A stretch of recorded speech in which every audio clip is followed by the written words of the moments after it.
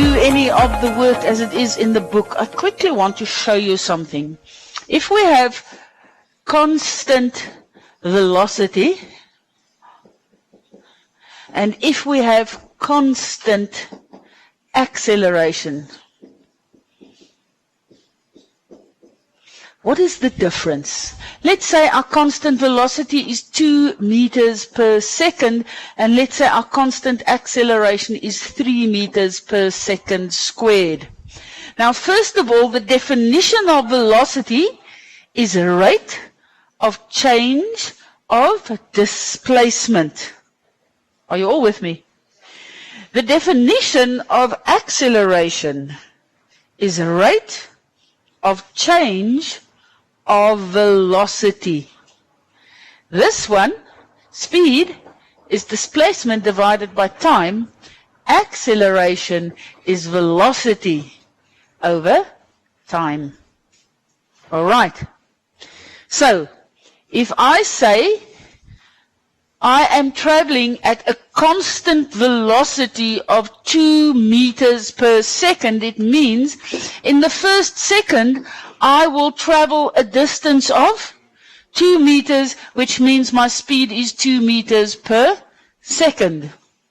In the second second, what distance will I travel? After 2 seconds, it would be 4 meters. But in the second second, I will travel 2 meters. So after 2 seconds, I will have traveled 4. My speed is still 2 meters per second. In the third second, what distance will I travel? Still 2 meters. In total, after 3 seconds, I will have traveled 6 meters. What is my speed? 2 meters per second. Are you with me? Now, when we are accelerating, in the first second, let's say I'm accelerating at 3 meters per second. So in the first second, I am going to travel 3 meters. My speed in that second is going to be 3 meters per second. I am accelerating at 3 meters per second So, in the second second, I am now going to travel 3 meters further. I'm traveling 6 meters because I'm accelerating at 3 meters per second. So, after 2 seconds, I will have traveled a distance of 9 meters. But in the second second, what is my speed? 6 meters per second. If I subtract them, the difference is going to be 3 meters per second. I am accelerating at 3 meters per second.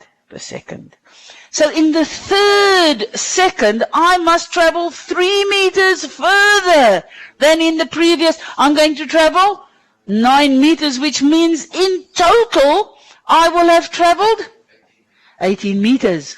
But in this third second, what would my speed be? 9 meters per second. Can you see the difference is constant? 3, because I am accelerating at 3 meters per second. Can you see the difference? Because one tends to become very confused. We have done constant velocity in the previous unit. In this unit, we must now look at acceleration. Can you remember the graphs? We had a displacement time graph for constant velocity. Looks like that. A velocity time graph for constant velocity looked like that. Now, the acceleration time graphs. The displacement time graph. Can you see? It goes 3, 6, 9. So the graph does not do that. The graph does that. It's an exponential graph. No. The displacement time graph. Well, if I have a velocity or speed time graph, what happens to my speed? It's going to increase. So it's going to look like that. And then the acceleration time graph. What is my acceleration? It is 3 meters per second. That would be the acceleration time graph. Does it make sense? The difference in the shape of these graphs in comparison to the shape of those graphs. That is why it differs, because this is constant velocity, that is constant acceleration. All right, now we can go and see what your notes say. Is that the first page? Let's start there. Unit 5, the heading is acceleration. When we start with a quantity, we need to know the definition. Definition of acceleration is rate of change. When you see those words, you must know we are dividing by time. Rate of change of velocities. Velocity, a scalar or a vector? It's a vector. So acceleration, is it a scalar or a vector? It's a vector. The direction for acceleration is positive or negative. A positive acceleration will mean it's going faster and faster and faster. A negative acceleration will mean it's going slower and slower and slower. When we had velocity, a positive velocity meant in one direction, and the negative velocity would be in the opposite direction. Okay. So, acceleration is a vector quantity. Can be positive or it can be negative. If it is positive, the object is going faster and faster. If it is negative, the object is going slower and slower, and the negative acceleration is known as deceleration or also retardation. A force, a friction is a retarding force. It makes you go slower and slower. Okay, now we have got a velocity time graph there for the velocity time graph. Determine the acceleration for the following velocity time graphs. Now, when we calculate acceleration, the formula is change in velocity over change in time. The unit is a meter per second divided by a meter per second, which is a meter per second squared. We can also write this as meter times a second to the power minus 2. It means the same. All right, that is a comparable unit. Now, when we had a look at the graphs, we said we can work with two things of the graph. The one is the gradient of the graph, and the other thing was the area under the graph. Now, when we had a velocity time graph, we said the gradient gives us velocity divided by time, which will give us acceleration. So, what will the gradient of these lines give us? Acceleration. So I could have also said, determine the gradient of the line. How do we get the gradient of the line? Well, we need a change in y over a change in x. And please note, I could work with a very small one, but then my error reading is going to be bigger. Do you understand? So I take the biggest gradient possible, and I will work with, there's y1, and there's actually, this is y1 and that is y2, and we have x there and x there. The gradient, this is going to be x2 and that is x1. The gradient is going to be change in y over change in x. What's the change in y? It's going to be y2 minus y1. y2 minus y1. And the x is x2 minus x1. All right. And if we divide a meter per second by a second, our unit is a meter per second squared, which is the unit for acceleration. So the gradient of a velocity time graph gives me acceleration. Now this one, the acceleration is positive, because here the y2 is bigger than y1 and x2 is bigger than x1. Now if you were asked to work out the gradient of this line, well, we can still use as big a part as possible. There I have a y reading, and there I have a y reading. That would be y1 and y2, and over here I have an x reading and an x reading. The gradient is still y2 minus y1 divided by x2 minus x1. But can you see this graph? The gradient increases from left to right. On this graph, the gradient decreases from left to right. So when the gradient increases from left to right, we have a positive acceleration. When the gradient decreases from left to right, we have a negative acceleration. All right. Yes. Change in y over change in x. When we start working with accelerating objects, we differentiate between an initial velocity, the one we start with, and a final velocity. All right?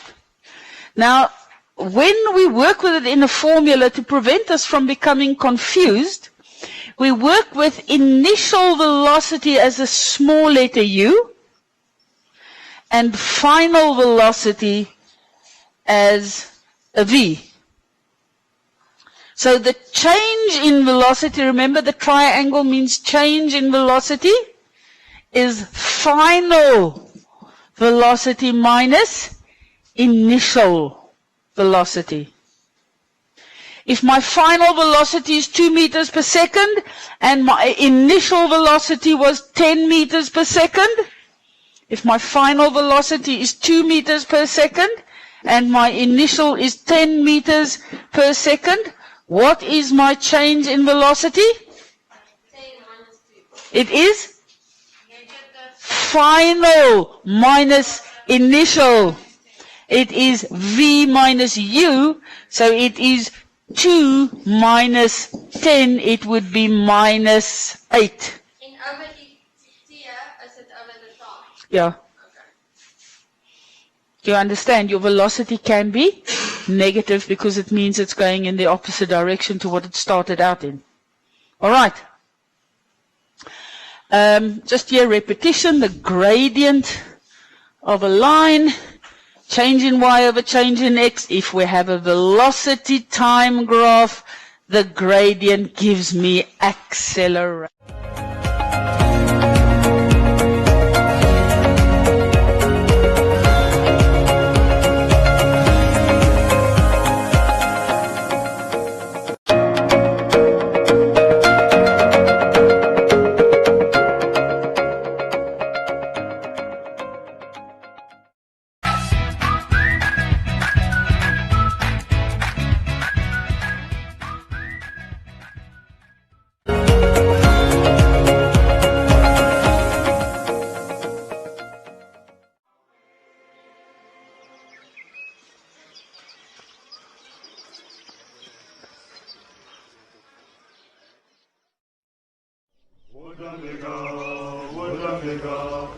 Namibia is known for its beautiful wide open landscapes.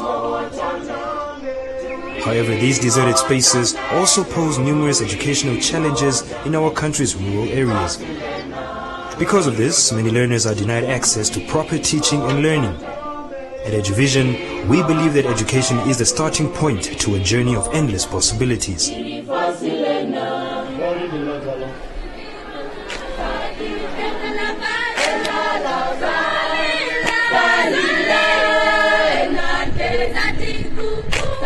It is EduVision's goal to prepare and guide learners in order to make the modern world they are living in accessible to all.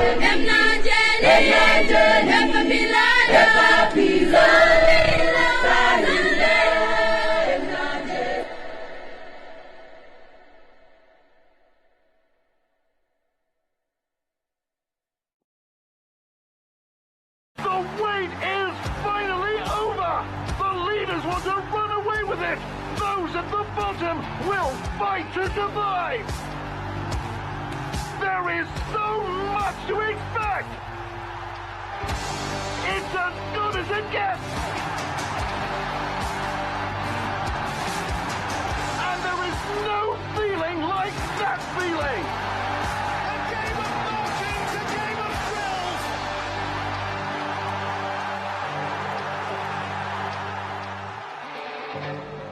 Oh, it might just bounce kindly. Even better than that.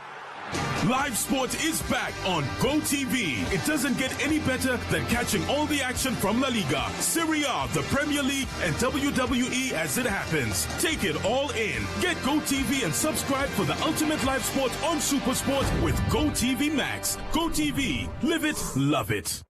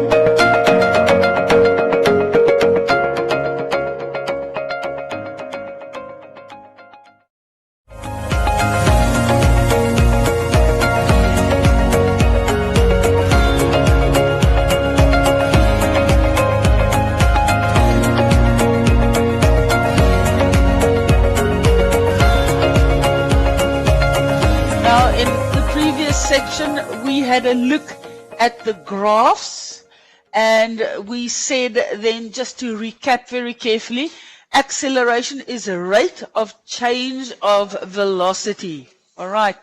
And then if we have a velocity time graph, all right, then we said the gradient of a velocity time graph will give me acceleration. All right. I don't want to say much more about that. I want to carry on at this point. We had a look at the terms initial velocity and final velocity, where speed is v, all right, velocity is v. We said we differentiate between a starting velocity and an ending velocity. And then the symbol we use for initial velocity is a u. All right. And then we had a look at the exercise 1, page 113 and 114. Just what I've said over there, the gradient of a velocity time graph will give me acceleration. Okay, now, if I climb up onto the roof and I jumped off the roof, why do I fall to the ground? Gravity pulls me down. Gravity is a force, and it makes me, if I jumped off a very high building and if there was no air resistance, I would fall faster and faster and faster and faster. Okay, so acceleration due to gravity. If we drop an object from a height, we will find it will fall faster and faster. The reason is the Earth exerts a resulting force. All right? The pull of the Earth, the force of the Earth, makes the object accelerate. Now, when we talk about acceleration due to gravity, we talk about gravitational acceleration, and where acceleration is usually an A, when we work with gravitational acceleration, we use a G. Okay, people, lots of symbols that can confuse you. You have to go and learn them as we do them. All right. So the force that makes you accelerate towards the earth is known as gravity. All right. If there was no gravity, would you have weight? No. All right. Your weight is a direct result of gravity. Yeah. All right. When we work with weight, we say your weight is a force, and we can calculate the force as mass times acceleration. We've been working with it. If you have a mass of 50 kilograms, what is your weight? Yes, we multiplied with 10, so you would get 500 Newton. We've actually been working with this formula where the acceleration is due to gravity. We just didn't tell you that in grade 8. All right. It was just easy to say to you, when you want to convert your mass to weight, you multiply with 10 because your weight is as a direct result of gravity. Okay. And the effect of gravity, it makes an object accelerate at 10 meters per second, which means any object that falls in the first second, it's going to fall through 10 meters. In the second second, it is going to fall 10 meters further. Do you follow? Okay, in the third second, it's going to fall 10 meters further than it did in the second. In other words, your speed is going to be 10 meters per second, then 20 meters per second, then 30 meters per second. Do you understand? Your speed will increase constantly. Yes. So, we talk about something called free fall. When a body falls due to gravity, we say he is in a state of free fall.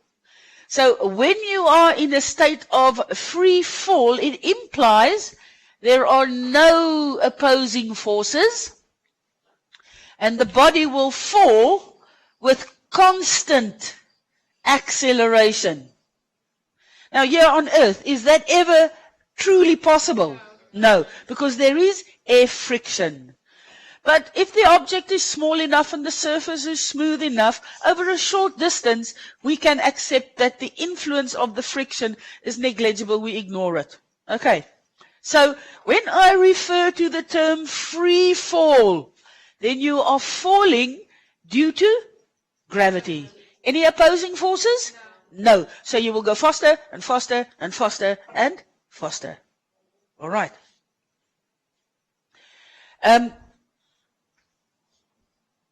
The acceleration due to gravity is the same for all masses. If there was no air friction, I took a feather and I took a lead sinker and I dropped them. What would happen? They would fall at the same rate. Does the earth have eyes to see? Can the earth see you and see the pencil and decide, oh, I'm going to have a stronger force on you than on the pencil? No. The earth exerts a force on all objects that will make that object accelerate at 10 meters per second squared. There are other factors that will influence the resulting force, depending on the size of the surface, the textures, etc. There is friction. Okay. Yes. There's a feather has been designed to have a very large surface, and it will bump into the air particles and have more friction than what a block of lead would. All right. So that complicates it. But when we talk about free fall, is there any friction? No.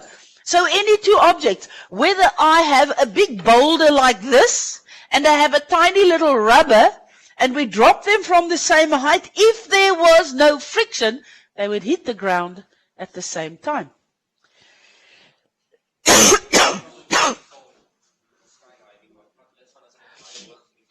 The free fall part would be when he jumps out of the aeroplane, before he opens up his parachute.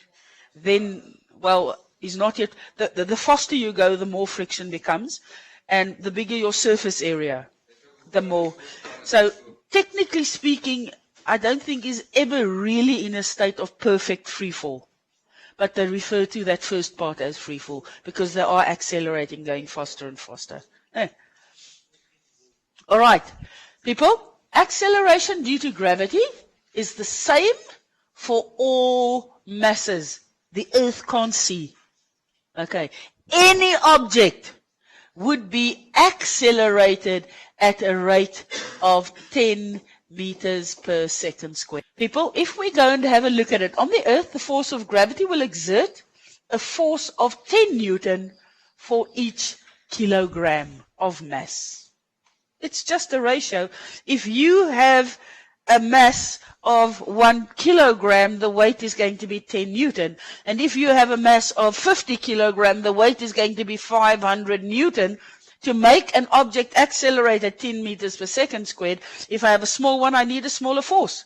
If I have a bigger one, I need or a heavier one, I need a greater force. Okay. So in terms of the matter, gravitational acceleration implies that any object will accelerate at 10 meters per second squared, which effectively means for every 1 kilogram of mass, a force of 10 Newton will be exerted on that object. Okay? We said force is m times g. So I said if your mass was 60 kilogram, gravitational acceleration is 10, your weight would be 600 Newton. All right? So, if you have a 600 Newton force, and we say that the acceleration is 10 meters per second squared, what is the mass? Just convert the formula. Yeah. Okay. Anything falling under the influence of gravity, when it starts falling, the speed is 0. In 1 second, it's going to fall through 10 meters. So in that first second, the speed is 10 meters per second. After 2 seconds, it is now going to fall 10 meters further. So it's going faster. It'll be falling at a rate of 20 meters per second. In the third second, yes, the speed is increasing, but the acceleration is change in velocity over change in time. So change in velocity over change in time, and the change every time is 10. And the time increment is 1. Do you understand? So the acceleration is constant, but what happens to the speed? It increases. Remember when we did the graphs, because I can see you mixed up, we said if my speed is 2 meters per second, and if my acceleration is 3 meters per second squared, then if I have a velocity time graph, speed time, it would look like that. A distance time graph would look like that. Are you with me? Okay. But when we are accelerating, now my speed time graph is going to look like that, because I'm going to go faster and faster and faster and faster. Yeah. Okay. And we will find that the displacement time graph is going to be an exponential graph. Okay. The value of G, the value for gravitational acceleration, depends on the mass of the planet. On Earth, because the Earth has a specific mass, it has a specific force of attraction on you. If you went from here to the moon, we find that the mass of the moon is approximately 1/6 the mass of the earth. Therefore, the gravity of the moon is approximately 1/6 of that of the earth. In other words, if I have a mass of 60 kilograms on earth, what would my weight be? 600 Newton. Now I fly up to the moon. Have I lost an arm and a leg? No, I still have a mass of 60 kilograms. But due to the mass of the moon being less than that of the earth, my weight on the moon is going to be approximately 100 Newton. Right. Now we don't do Newton's laws of gravity. What it basically comes down to is any two objects, because they have mass, they have a force of attraction on each other. Okay? The smaller the mass, the smaller the force. But the bigger the mass, the bigger the force. So technically, the earth has a force of attraction on me. But I also have a force of attraction on the earth. But because my mass is relatively small in relation to that of the earth, I can ignore my attractive force on the earth. Do you understand? The moon has a smaller mass than that of the earth. So the gravity of the moon is going to be less than that of the earth. If I go to some unknown planet and there they have a stronger or a greater mass than the earth, then what is going to happen to the gravity? It is going to become more. Yeah, you won't be able to jump up into the air. Do you understand? Yeah. Okay, so the value of the gravitational acceleration depends on the mass of the planet, and it is directly proportional to the mass of the planet. All right? Another factor that affects it is the distance of the object from the center of the planet. If this is the Earth, gravity works towards the center of the Earth. So if the planet is much bigger, then the gravity has to work over a greater distance, and it would be slightly weaker. Do you understand? Okay. So, two main factors that influence gravity. Okay. So, the value of G on Earth varies slightly from place to place. If I climb Mount Everest, I'm slightly further from the center of the Earth than what I do if I stand on the North Pole.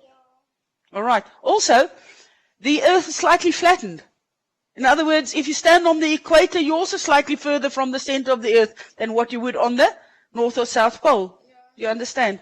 So, to simplify things, we work with a rounded off value for gravity. There's actually a more accurate value, 9.8. Okay?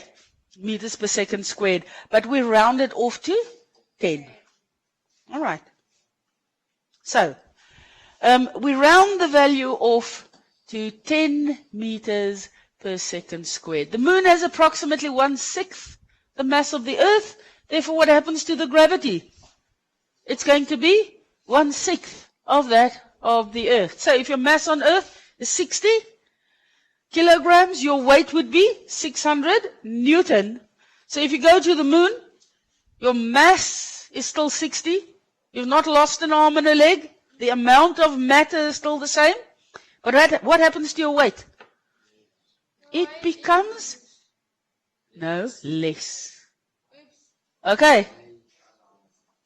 Your weight on the moon would be approximately 1/6 of that on the Earth. Your mass remains constant. All right, so our weight is as a direct result of the gravitational acceleration acting on your body. If there is no gravitational acceleration, you cannot have weight. Then you are weightless. Okay, or they can give you a value for the gravitational acceleration. Then if the force is still m times g, g is just not 10 anymore. 2 point something. Okay, all right, so we've had a look at something called free fall. And I said when you are falling freely, you are falling under the influence of gravity. Any opposing forces? No. All right. That's very difficult to attain here on Earth, because there's always air friction. So, if I jump out of an aeroplane and I open up my parachute at a certain point, I will fall with terminal velocity. Terminal velocity is a maximum velocity that you reach because the force making you accelerate is cancelled by an opposing force. It's like being on your bicycle and you pedal as hard as you can. You go faster, faster, faster, and then you reach a top speed. Can you go any faster? Why not? Because the friction is cancelling the force that makes you accelerate. So you travel with a constant velocity. So, when you jump out of an aeroplane with a parachute, you reach a point of terminal velocity. And terminal velocity is a maximum constant velocity that you reach because the accelerating force is cancelled by frictional forces. So, with free fall, you have constant acceleration. With terminal velocity, you have constant velocity. Don't confuse them. When an object falls from a high building, it will initially accelerate, but at a certain point, we find that opposing frictional forces, and the faster you move, the more the friction becomes, okay, will eventually cause you not to accelerate, but to fall or move with constant velocity. So, terminal velocity is a maximum constant velocity that an object will attain when it falls through a gas or a liquid. If you have a speed time graph for free fall, okay, and then you reach a point of terminal velocity. Okay. Terminal velocity is your Constant velocity. And here we have constant acceleration, and there we have constant velocity. It's tricky. Okay. All right, people.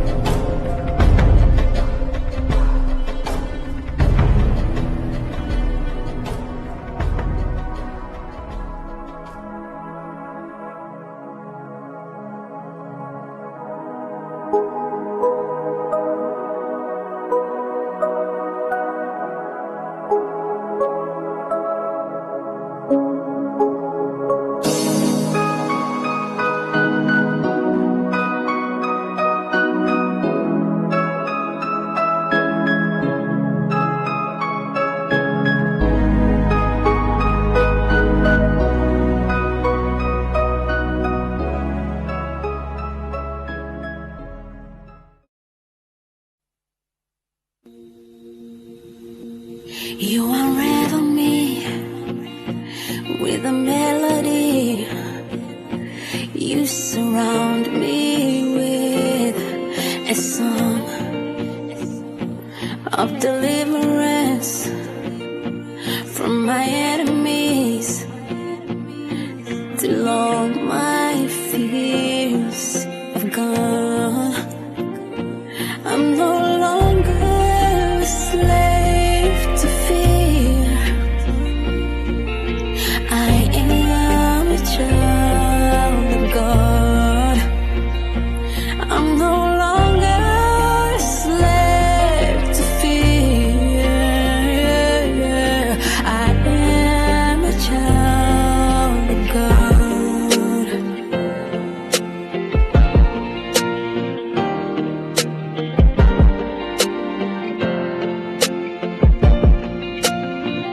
Okuzako shivalelo shamemeo ahololange. Oleo ya hololange. Ondavalululilwa homo family. Ondeo ye ilimu yange. I'm no longer a slave to fear.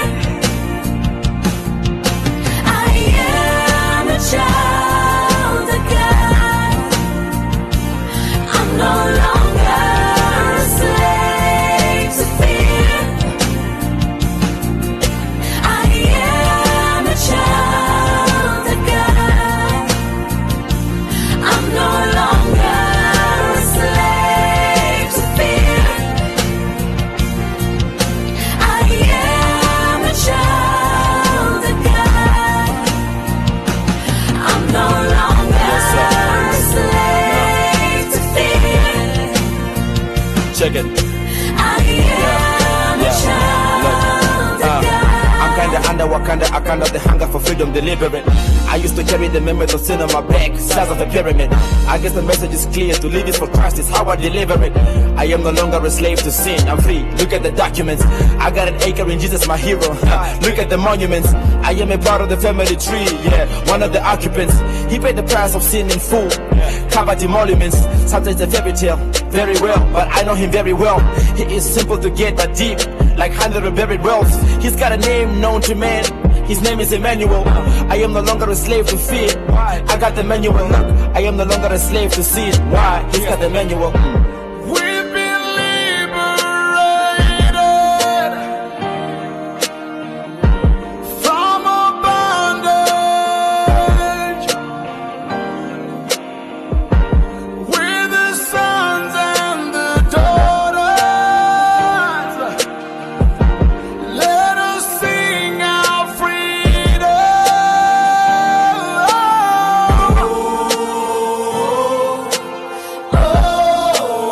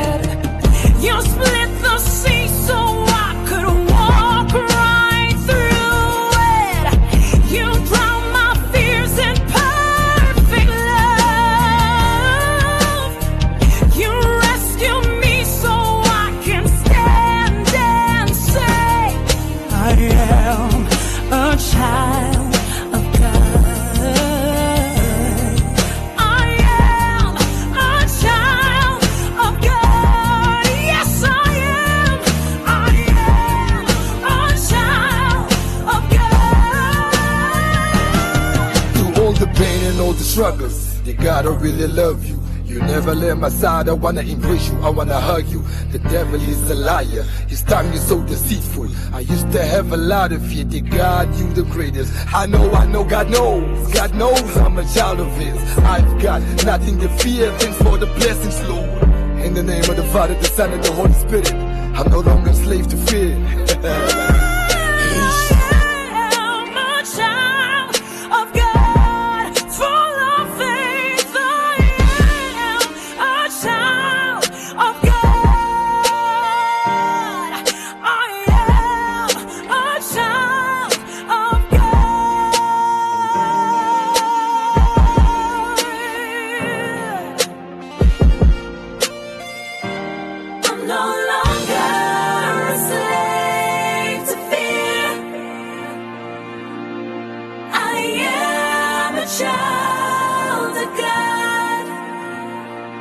I'm no longer a slave to fear.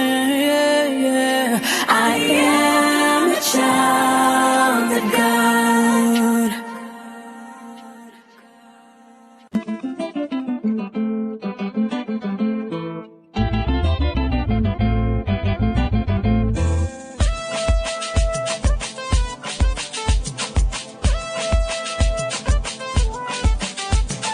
Sila isangu, nami kia